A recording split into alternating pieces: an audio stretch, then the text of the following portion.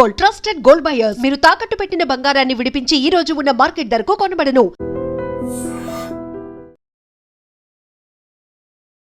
ఆ సత్యనారాయణ సార్కి నమస్కారం చేసేస్తాను. ఆయన దయతలిసి ఆడికి ఇబ్బంది పెట్టకుండా కొంచెం తప్పు చేశాడు. నా మొహం చూసి వాడిని రక్షించండి. 1972లో హిస్టారికల్గా రిలీజ్ అయినటువంటి గాడ్ ఫాదర్ మూవీ నుంచి రీసెంట్గా రిలీజ్ అయిన ఓజీ సినిమా వరకు హార్డ్ డిస్క్లో 21,000 సినిమాలు ఉన్నాయి. ఈ విడిపోవడం వల్లే భార్యే ఇన్ఫర్మేషన్ ఇచ్చింది పోలీసులకి, భార్యే పట్టించింది అనేది వస్తుంది. అంటే మరి వార్తల్లో నేను విన్నది మీరు ఎలాగ ఉన్నారో నేను అలాగే ఉన్నాను. మా మనవరాలు తలుచుకుంటే ఏడుపు వస్తుందండి. మా మనవరాలు అంత మంచిది. మా మనవరాలు ఏటన్నారు కమిషనర్ 21,000 సినిమాలు ఉన్నాయంట. 50 లక్షల మంది పర్సనల్ డేటా. నా గురించి ఏమైనా తప్పు మీ గురించి సంబంధం లేదు. నేను రాత్రే చెప్పాను కదా మీకు, మీ వరకు కాదు. ఒక వర్గం మీ అబ్బాయిని చాలా మంచిగా పోగొడుతున్నారు. చాలా మంది పేదలకి సినిమా ఉచితంగా అందించాడని మీరేం చెప్తారు దీని మీద? మీరే చెప్తున్నారు పేదలని. ఇప్పుడు ప్రెస్ మీట్ పెట్టారు. మొత్తం ఒక హార్డ్ డిస్క్లో 21,000 సినిమాలు ఉన్నాయట. 20 కోట్లు సంపాదించాడట.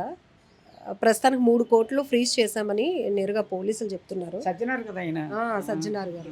సో ఆయన తెలుసు కదా, ఆయన స్పెషలిస్ట్, ఎన్కౌంటర్ స్పెషలిస్ట్. సో ఇప్పుడు మనతో పాటు ఐబొమ్మ ఓనర్ రవి, ఇమంది రవి వాళ్ళ నాన్నగారు ఉన్నారు, చిన్నప్పారావు గారు. ఆయన రిటైర్డ్ బిఎస్ఎన్ఎల్ ఎంప్లాయ్. చాలా గౌరవంగా బ్రతకాలి అనుకునే వాళ్ళు ఆయన చాలా నిక్కచ్చిగా ఉంటారు.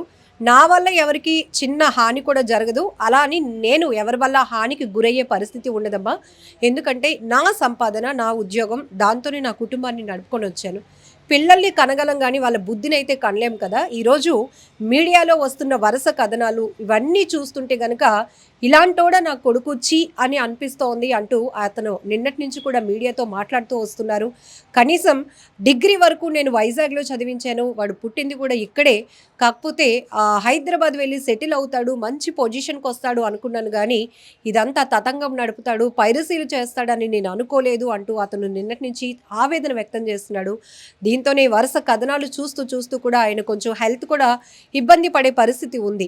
సో ఇప్పుడే సజ్జనార్ గారు కూడా ప్రెస్ మీట్ పెట్టి అసలు ఐబొమ్మ ఓనర్ అయినటువంటి రవి ఎలాంటి యాక్టివిటీస్ చేసుకుని వచ్చాడో ఒక లిస్ట్ అవుట్ చేసినప్పుడు 1972లో హిస్టారికల్గా రిలీజ్ అయినటువంటి గాడ్ ఫాదర్ మూవీ నుంచి రీసెంట్గా రిలీజ్ అయిన ఓజీ సినిమా వరకు హార్డ్ డిస్క్లో 21,000 సినిమాలు ఉన్నాయి. ఉదయం ఒక సినిమా థియేటర్లో ప్లే అయితే సాయంత్రం కల్లా అది హెచ్డి ప్రింట్తో పైరసీ అనేక వెబ్సైట్లలో అందుబాటులోనికి తీసుకురావటమే ఐబొమ్మ కాన్సెప్ట్. ఇలా 1 కాదు 2 కాదు 21,000 సినిమాలంటే సినీ పరిశ్రమను, అటు బాలీవుడ్ టాలీవుడ్ పరిశ్రమ ఏ స్థాయిలో కోట్లలో నష్టపోయిందో కూడా అర్థం చేసుకోవచ్చు. ఆ స్థాయిలోనే నిర్మాతలు కూడా హైదరాబాద్ పోలీసులకు ఐబొమ్మ నిర్వాహకంపై అనేక కంప్లైంట్లు ఇచ్చారు. 6 నెలలుగా ఐబొమ్మ నిర్వహిస్తున్నటువంటి నిర్వాహకుడైన రవి గురించి సెర్చ్ కూడా కొనసాగింది.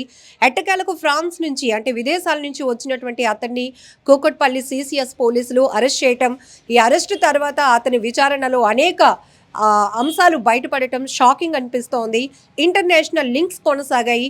అతను తండ్రి నమ్మలేకపోతున్నాడు, నా కొడుకు ఎదుగుతాడు అనుకున్నాను, కానీ ఇంత ఇంటర్నేషనల్ లెవెల్లో సంబంధాలు ఏర్పరచుకొని కోట్లు సంపాదించి ఇట్లా సినిమాలను కూడా, భారీ బడ్జెట్ మూవీలు, కష్టపడి తీసే సినిమాలను కూడా ఇలా పైరసీలు చేసేసి తప్పుదోవ పట్టించే విధంగా వాడు చేశాడంటే నేను నమ్మలేకపోతున్నాను. ఒకవేళ ఇదంతా నిజమే అంటున్నారు కాబట్టి పోలీసులకే అప్పజెప్పేస్తున్నాను అన్నట్టు కూడా ఆయన నిన్నటి నుంచి చెప్తున్నటువంటి మాట. ఎందుకంటే వాడి మీద నాకు ప్రేమ లేదు, పగ లేదు, కానీ తప్పు చేస్తే ఎవరైనా శిక్ష అనుభవించాల్సిందే అనే ఒక సింగిల్ స్టేట్మెంట్ అయితే వాళ్ళ నాన్నగారు ఇస్తున్నారు.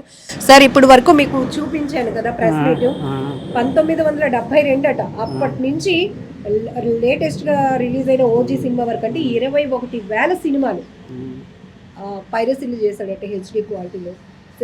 ఏంటి వీడు పుట్టడమే 85 అమ్మా, కానీ ఆ పాత సినిమాలు కూడా తెచ్చుకొని చేశాడు అన్నమాట. అవన్నీ మనకు తెలదు, మీరు అందరూ చెప్తేనే నాకు తెలుసు. కాబట్టి మరి నాకు తెలిసి ఈ న్యూస్ చూసి నాకు తెలిసింది ఇదే కానీ ఇక నాకు ఇండివిజువల్గా నాకు తెలియదు. మీరు చెప్పడం న్యూస్ చూడడం తప్ప నాకు ఏమీ తెలియదు. జీరో. నాకు ఏమీ తెలియదు అంటే జీరో. నేను ఉదయం వరకు నాకు జీరో, ఏమీ తెలియదు. ఆ తర్వాత మా వాళ్ళు ఫోన్లు చేసి అది చేసేసి ఏదో చూసిన వాళ్ళు ఉంటారు కదా, మా తమ్ముళ్ళు మా పెళ్ళిళ్ళు మా అందరూ ఫోన్లు చేసి చెప్పారు. చెప్తే అప్పుడు నేను యూట్యూబ్లో చూస్తే వరుసగా వచ్చేస్తాను అన్ని ఛానల్ నుంచి. ఏటరా బాబు ఈ కర్మ మనకి ఎందుకు, ఎలాంటి పనులు ఎందుకు చేయాలి మనం, ఎందుకు తిన్నందుకు మనం ఇంత చాలు కదా, ఎందుకు అడ్డుగా ఎందుకు సంపాదించిన, ధర్మంగా రూపాయి సంపాదించిన చాలమ్మా, అధర్మంగా 10 రూపాయలు సంపాదించిన ఎందుకు వేస్ట్ మనకు అనవసరం. చాలు. మనశ్శాంతి లేనిది డబ్బు ఎందుకమ్మా, మనశ్శాంతి లేనిది డబ్బు ఎందుకు, మనకి మనశ్శాంతి ఉండాలి. తిన్నది అంబలైనా పర్లేదు, గింజ అయినా పర్లేదు, మనశ్శాంతి ఉండాలి. ఆ మనశ్శాంతి లేకుండా ఇప్పుడు నాకు చేస్తాను. నాకే 5 రకాల జబ్బులు ఉన్నాయి. ఇప్పుడు తెల్లారులేసి నేను తినలేదు, తిందామంటే ఎవరు తినేస్తున్నారు కదా, గడుకోకలు వస్తున్నారు, ఒకలేమో అంటున్నారు. నేను సాయంత్రం అలాగే తమ్ముడికి వచ్చారు. ఇప్పుడు నా రోజే అన్నారు మీరు. రవి ప్రేమ పెళ్లి చేసుకున్నాడండి? ప్రేమ కాదండి, అక్కడెక్కడ అమ్మాయికి నచ్చింది, ఆ అమ్మాయిని చేసుకుంటాను అన్నాను. ఆమె ఏం చేస్తుంటారు? ఆమె మంచి ఉద్యోగం చేస్తుందండి, మంచి ఆఫీసర్ ర్యాంక్ ఉద్యోగం ఆవిడ. ఆవిడ మాత్రం చాలా మంచి ఉద్యోగం. ఆవిడనేం తప్పు అనుకోలేను. మనవాడి ప్రవర్తన ఆవిడతో మంచిగా ఉంటే మంచిగా ఉంటారండి అవతరాలు. కాకపోతే ఏదో ఒక మాట అనుకుంటారు భార్య భర్తలు అన్న తర్వాత, దాన్ని అడ్జస్ట్మెంట్ చేసుకోవాలా. అలాగని అంత మాత్రాన విడిపోయినంత ఇదేముంది కాదా మరి. అలాగా ఈ విడిపోవడం వల్లే భార్య ఇన్ఫర్మేషన్ ఇచ్చింది పోలీసులకి, భార్య పట్టించింది అనేది వస్తుంది అంటే మరి వార్తల్లో నేను విన్నది మీరు ఎలాగ ఉన్నారో నేను అలాగే విన్నాను. అది మా న్యూస్లో ఏం తెలుద్దాం, నాకు ఆవిడే చేసిందని ఎలాగంటాను, వార్తలు చూసి అనుకోవడం తప్ప అది నిజం అబద్ధం నాకు ఎలా తెలుస్తుందమ్మా. నేను నిజం అన్నా అబద్ధం అన్నా నాకు తెలిసిందే మీకు చెప్పగలను, తెలియదు మీకు చెప్పలేను. ఒక సినిమా తీయాలంటే, ఒక సినిమా మనం థియేటర్కి వెళ్ళి చూడాలంటే ఎంతో మంది పనిచేస్తారు, ఎంతో కోట్లు ఖర్చు పెట్టి చేస్తారు, ఎంతో మంది సిబ్బంది ఉంటారు, వాళ్ళందరూ దీని మీదే బతుకుతారు కదా, దీని మీదే బతుకుతారు చేస్తారు. మరి ఎలాంటి పనులు చేస్తారు, డబ్బులు రావు కదా వాళ్ళకి రాకపోతే అపురూపాలు అయిపోతారు డబ్బులు. ఇప్పుడు వ్యాపారం ఉంటుందండి, ఏదో వ్యాపారం చేసుకుంటాం, మన నష్టం వస్తే అంత బాధ, అలాగే నష్టపోతారు కదా, తప్పు అది. అంటే చిన్నప్పటి నుంచి ఒక ద్వేషం ఏమైనా ఉందా సినిమా వ్యవస్థ పైన కానీ? అలాగేం లేదమ్మా, ఎందుకంటే 1, 2 కాదు 21,000 సినిమాలు. అంటే అయితే మీరు చెప్పిన బట్టి చూస్తే సినిమా అంత ధ్యాసం లేదు, డబ్బులు సంపాదన అని అనుకుంటున్నాను నేను. అంతేగాని అది నాకు పక్కాగా నేను ఇలా అంటున్నాను అనేది కన్ఫర్మ్ కాదు. మరి మీరు చెప్పిన బట్టి చూస్తే ఆ సినిమా అంత ధ్యాసం కాదు.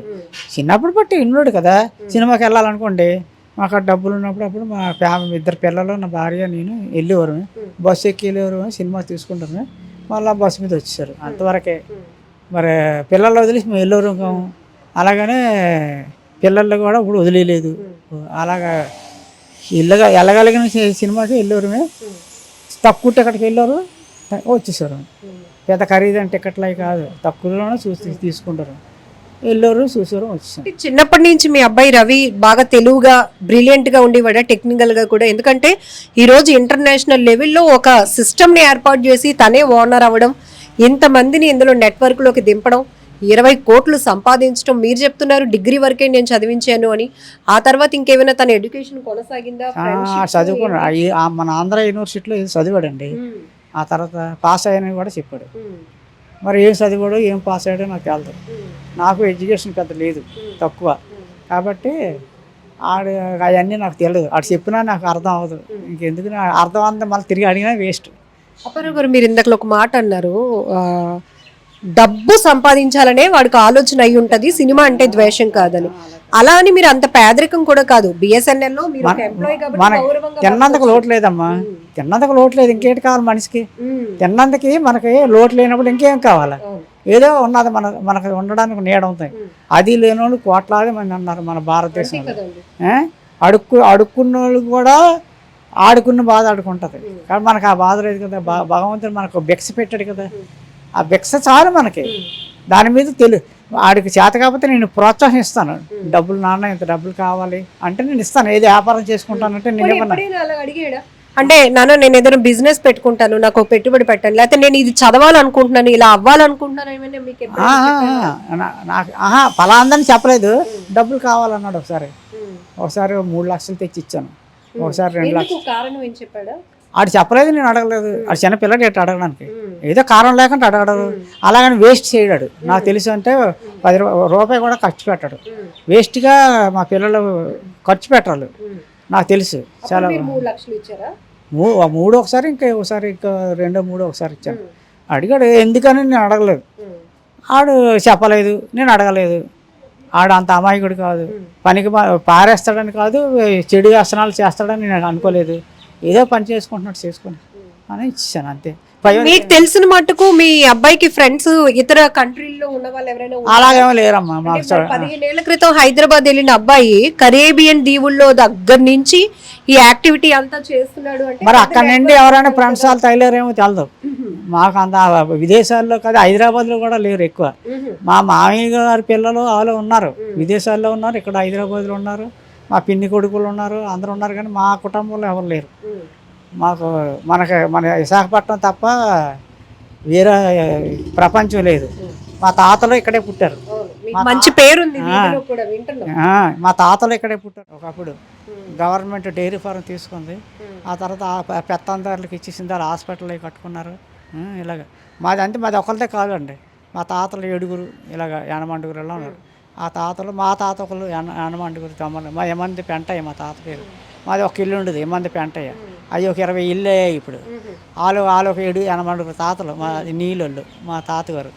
వాళ్ళు ఇప్పుడు అప్పుడు 8-9 ఇల్లు ఉంది కదా, ఇప్పుడు అయ్యా ఒక 34 ఇల్లులు ఆలయ్యి. అంటే పిల్లలు అవుతారు కదా, అలా అన్నమాట. ఇప్పుడు పోలీసులు చెప్తున్నారు మీ అబ్బాయి రవికట సినిమా, ఒక కొత్త సినిమా, భారీ బడ్జెట్తో ఎంత ఖర్చు పెట్టి తీసిన సినిమా అయినా అలా థియేటర్లో ఇంకా వెయ్యక ముందే మీ అబ్బాయి ఫస్ట్ చూడాలట. అలా మొదలైన కోరికట ఇప్పుడు ఏకంగా డబ్బులు కూడా బాగానే వస్తున్నాయి, చాలా సైట్లకు అమ్ముకుంటాయని అలా మొదలుపెట్టి ఈ 21,000 సినిమాల్ని ఇలా పైరసీలు చేసి 20 కోట్లు సంపాదించాడు. 20 కోట్లు అంటే మీరు ఊహిస్తున్నారా? నేను ఊహించలేదమ్మా. ఇప్పుడు కష్టపడినడికి పొద్దుల్లా కష్టపడి ఎంతో అంత వస్తుంది. దొంగతనం చేసినడికి అలా బస్సులు ఎక్కినట్టు చూస్తాను, ఇలాగ ఎక్కుతారు, జోబులో చెయ్యట్టేస్తారు, తీసేస్తారు. ఆడికి ఎంత వచ్చినా చాలదు, మరో 4 జోబులు కొడితే బాగున్నా అన్నట్టు ఉంటుంది. ఆడికి వస్తుంటుంది. అలాగా మన కష్టపడినోడికి చెమట ఊరిసినోడికి ఎలాగ వస్తాయి. అలాగా వీడు రాంగ్ స్టెప్ వేసాడు. ఆ రాంగ్ స్టెప్ వేసినప్పుడు మనకు తెలియాలి. ఇప్పుడు మనం ఉన్నాం, బస్సులో ఏదైనా పడిపోయింది అనుకోండి, బాబు ఇది ఎవరితో ఇస్తాం. అదే జోబులో నా జోబులు కొట్టడానికి చాలామంది ట్రై చేశారు బస్సులో ఎక్కినప్పుడు. నేను జోబుల మీద చేతిలో వేసుకొని జాగ్రత్తగా ఉన్నాను. అలా కష్టపడింది రూపాయి పోతే ఎలాగవుతుంది.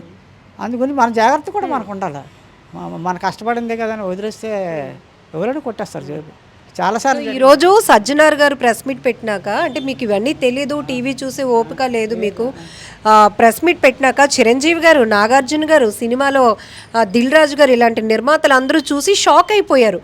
మనమేమో ఇంత కష్టపడి సినిమాలు తీస్తుంటే ఈ హార్డ్ డిస్క్లోకి ఎక్కించేసి ఈ కుర్రోడి వాళ్ళు పెద్ద మేధావులు ఏంటంటే పోలీసులు కంటాను. పోలీసులే షాక్ అయిపోయినప్పుడు వాళ్ళే మాత్రం ఏడమ్మా ఉన్నట్టు అనుకోవాలి కదా. వాళ్ళే మాత్రం వాళ్ళు మన్నటోళ్ళే కాబట్టి ఈరోజు వాళ్ళ కాలం కలిసి వచ్చింది, డబ్బున్నోళ్ళు అయిపోయారు. చిరంజీవి ఏమాత్రం ఆయన విమర్శించిన శక్తి కాదు నాకు. అలా అల్లు రామలింగయ్య ఆయన అల్లుడు కాబట్టి ఆయన పైకి తీసుకొచ్చాడు చిరంజీవి. అంతేగాని ఈ పోలీసులు పక్కా నెట్వర్క్ ఉంటుంది, బోల్డంత నెట్వర్క్ ఉంటుంది గవర్నమెంట్. మీరు భలే చెప్పారు, పోలీసులకి నెట్వర్క్ ఉంటుందని మీకే అర్థమైంది. మీ అబ్బాయికి మాత్రం ఛాలెంజ్ విసిరాడు, నన్ను పట్టుకుంటే. అదే పక్క తప్పు. ఇటు చేసింది ఏదో పని, మళ్ళీ పోలీసులకి సవాల్ విసరడం అంటే వాళ్ళకి కొద్దిగా కోపం వస్తుంది కదా. పాము ఉంటుంది, పామును ఏమనుకుంటే పక్కన చెల్లిపోతే ఒకలా ఉంటుంది. ఆ పామే కదా నెలకి పామును కాలు తప్పుతా అంటే పాము కాటేసేస్తుంది, దెబ్బకు మన నొరగలు కలుపుకొని చచ్చిపోతాం. ఏంటండి మనం ఏదైనా మన అద్దులో మనం ఉండాలి.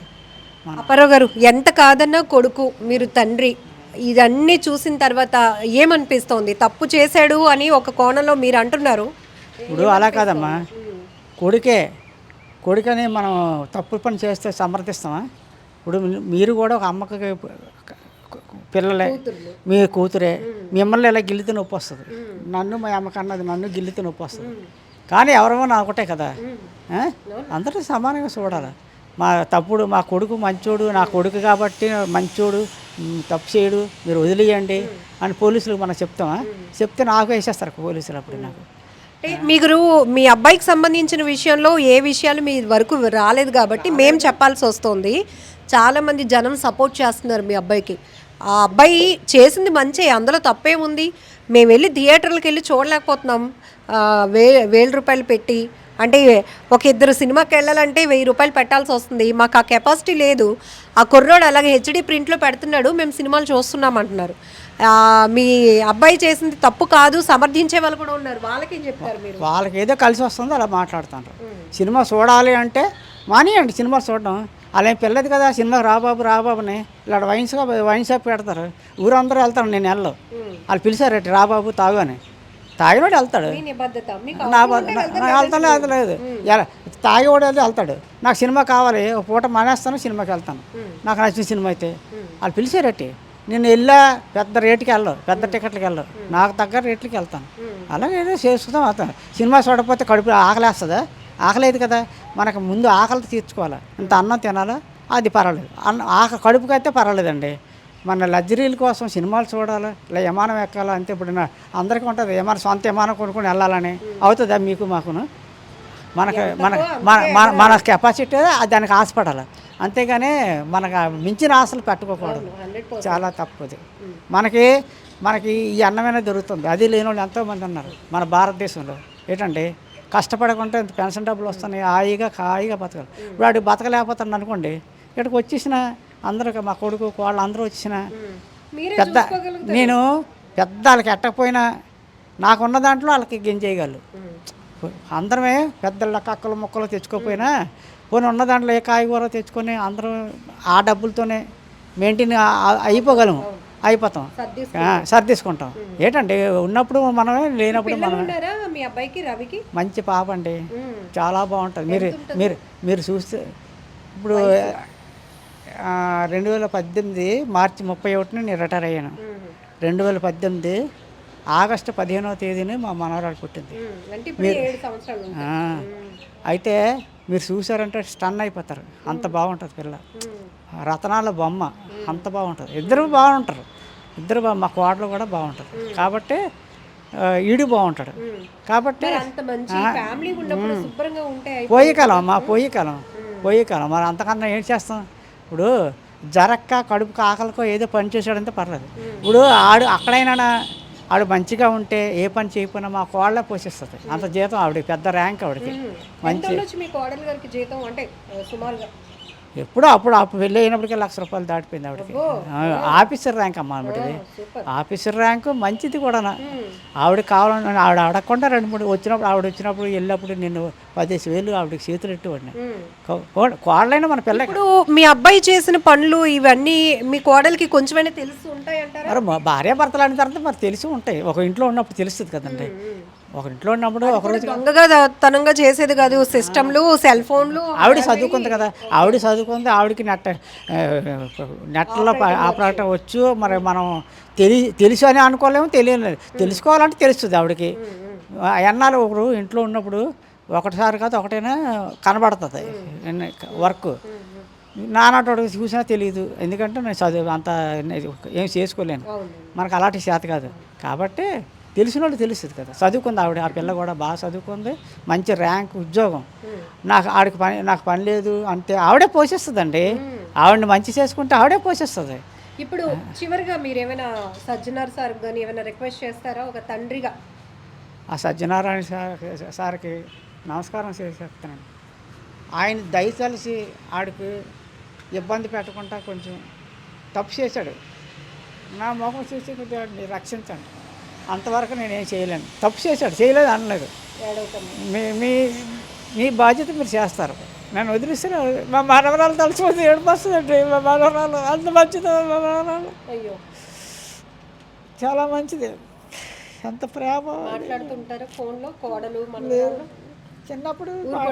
మీకు తెలియదు కదా, మీకు తెలియకుండా జరిగిన విషయాలు ఇవన్నీ. మరి అంతే మరి ఆ సార్ కనిపించి మా మనవరాలు వాళ్ళు బతికినట్టు చూసి పెట్టండి, ఆడికి కొద్ది బుద్ధిసేపు వదిలేయాలంటే ఆయన కూడా చట్ట ప్రకారంగా చేయగలడు, ఆయన మాత్రం ఏం చేయగలడు, ఆయన సొంత ఇంట్లో పని కాదు కదా ఇది. కాబట్టి ఆయన వదిలిస్తే మాత్రం ఉన్నోళ్ళు ఊరుకోరు కదా. ఆయనకున్న పరిమితి ఆయనకు ఉంటుంది, ఆయన్ని మనం ఏం తప్పుగా అనుకోకూడదు, ఆయన డ్యూటీ ఆయన చేస్తారు. కాకపోతే మనం వేడుకుంటున్నాం అంతే. ఆడిని కొంచెం దయచేసి ఆడికి ఏదో కొంచెం ప్రే చేయండి అని అంతగా దేవుడిని కోరుకుంటున్నాను, ఆ సార్ని కొనుక్కుంటున్నాను. ఇది ఐ బొమ్మ ఓనర్ అయిన ఇమంది రవి తండ్రి కన్నీటి వేదన. ఇదంతా నాకు అసలు తెలియదమ్మా. వాడు హైదరాబాద్ వెళ్ళాడు 15 ఏళ్ల క్రితం, ఏదో సెట్ అయ్యాడు, సెటిల్ అయిపోతాడు, చక్కగా అందమైన భార్యని, హై ర్యాంక్లో ఉన్నటువంటి ఒక భార్యను కూడా పెళ్లి చేసుకున్నాడు. 7 ఏళ్ల పాప, అందమైన పాప, బొమ్మలా ఉంటుంది, కుందనపు బొమ్మలా. ఇప్పుడు నా మనవరాల్ని తలుచుకుంటేనే నాకు గుర్తొస్తుంటే ఏడుపు వచ్చేస్తుంది. ఎందుకంటే అంత చక్కగా జరగాల్సినటువంటి ఫ్యామిలీని ఎందుకు ఇలాంటి దుర్బుద్ధి, ఎందుకు అధికంగా డబ్బు సంపాదించాలనేటటువంటి ఆశతో పూర్తిగా లైఫ్ని స్పాయిల్ చేసుకున్నాడు. ఈరోజు టీవీల్లోని మీడియాల్లో వస్తున్నటువంటి ఈ న్యూస్ ఐటమ్స్ చూస్తుంటేనే నా కొడుకు ఇలా మారిపోయాడా అని నేనే బాధపడుతున్నాను. ఏదైనా కూడా చట్టం తన పని తాను చేసుకుపోతుంది. పోలీసులైనా ఎవరైనా వ్యవస్థ ప్రకారంగానే వెళ్తారు కాబట్టి, వాళ్ళకు ఉన్నటువంటి అధికార ప్రకారంగానే వెళ్తారు కాబట్టి, నా కొడుకు తప్పు చేశాడు, అయితే ఎక్కువ ఇబ్బంది పెట్టకుండా చూడండి. ఇక్కడ తండ్రి మనసు మనకు అర్థమవుతోంది. అతను చెప్తున్నాడు వాడి మీద నాకు పగ లేదు, ప్రేమ లేదు, కానీ తప్పు చేస్తే ఎవరైనా శిక్ష అనుభవించాల్సిందే అని చెబుతూనే తండ్రిగా వేడుకుంటున్నాను 2 చేతులు జోడించి, ఒకటి దేవుడిని, ఒకటి సజ్జనార్ సార్ని, నా కొడుకుని ఎక్కువగా ఇబ్బంది పెట్టకండి, వాడు చేసిన తప్పుకి శిక్ష వేయండి, కానీ ఎక్కువగా ఇబ్బంది పెట్టకండి అంటూ ఆ తండ్రి మనసు కోరుకుంటున్న విధానం చూస్తేనే గుండెలు తరుక్కుపోతున్నాయి. ఒకవైపు కొంతమంది ప్రజలు కూడా ఐ బొమ్మ నిర్వాహకుడైన రవికి సపోర్ట్ చేస్తున్నారు. అతను ఏం తప్పు చేయలేదు, కోట్లు పెట్టి బడ్జెట్లు పెట్టి సినిమాలు తీసేస్తున్నారు, అలా అని టికెట్లు రేట్లు పెంచేస్తుంటే మాలాంటి వాళ్ళం ఎలా థియేటర్కి వెళ్ళి కుటుంబంతో కలిసి సినిమా చూడగలుగుతాం? అందుకే ఐ బొమ్మ ఇలాంటి కొన్ని సైట్లలోనికి హెచ్డీ క్వాలిటీతో సినిమాలు అందుబాటులోనికి తేవడం వల్ల మేము సినిమాని చూడగలుగుతున్నాం, ఎంజాయ్ చేయగలుగుతున్నాం. మేమైతే కనుక ఐ బొమ్మ రవికి సపోర్ట్ చేస్తున్నామంటూ కొంతమంది సోషల్ మీడియా వేదికగా కూడా పెద్ద ఎత్తున తమ అభిప్రాయాలు షేర్ చేసుకుంటున్నారు. చూడాలి ఈ విషయం మరి ఎందాక వెళ్తుంది. ఎందుకంటే ఇప్పుడే సజ్జనార్ గారు ప్రెస్ మీట్లో కూడా మొత్తం ఈ రవి నిర్వాహకు మొత్తం బయట పెట్టడం జరిగింది. 1972 నుంచి నేటి ఓజీ సినిమా వరకు 21,000 సినిమాలు హార్డ్ డిస్క్లో ఆయన పైరసీ చేసినటువంటి విషయాలు కావచ్చు, 20 కోట్లు సంపాదించాను అని విచారణలో రవి ఒప్పుకోవడం అనేది నిజంగా అందరినీ షాకింగ్కి గురి చేస్తోంది. ఇంటర్నేషనల్ లింకప్స్తో జరుగుతున్నటువంటి వ్యవహారం మొత్తం ఇంకా తీగలాగితే డొంక కదిలినట్టుగా ఇంకా ఎంతమంది దీని వెనకాతలు ఉన్నారు అనేది కూడా పూర్తి స్థాయిలో బయట పెడతామని కూడా చెప్తూ ఉన్నారు. ఏది ఏమైనప్పటికీ ఒక తండ్రి ఆవేదన అయితే కనుక ఐ డ్రీమ్ నుంచి ఆయన సజ్జనార్ సార్కి, ఆ దేవుడికి కూడా ఒకటే కోరుకుంటున్నాను అంటూ ఆ తండ్రి చెప్తున్న మాటలు మాత్రం తీవ్రంగా కలిచివేస్తున్నాయి. నిజంగా ప్రస్తుతం ఉన్నటువంటి సమాజం దేనికి ప్రయారిటీ ఇస్తుంది? ఆర్థిక సంబంధాల చుట్టూ మాత్రమే తిరుగుతోంది. మళ్ళీ ఎన్నికలంగానే చాలా విరక్తి కలుగుతాను. మంచి అనిపిస్తుంది కదా, లేడీస్ కూడా ఛాలెంజింగ్ జాబ్స్ చేసినప్పుడు చాలా బాగుంటది. ట్రాఫిక్ అసిస్టెంట్స్ గా నియమించిన ట్రాన్స్జెండర్స్ అందరితో సాల్యూట్ చేయించుకుంటున్నారు. ఫుడ్ డెలివరీ ఇవ్వటానికి వెళ్ళినటువంటి డెలివరీ బాయ్ అనిల్ పై కళ్ళ ముందు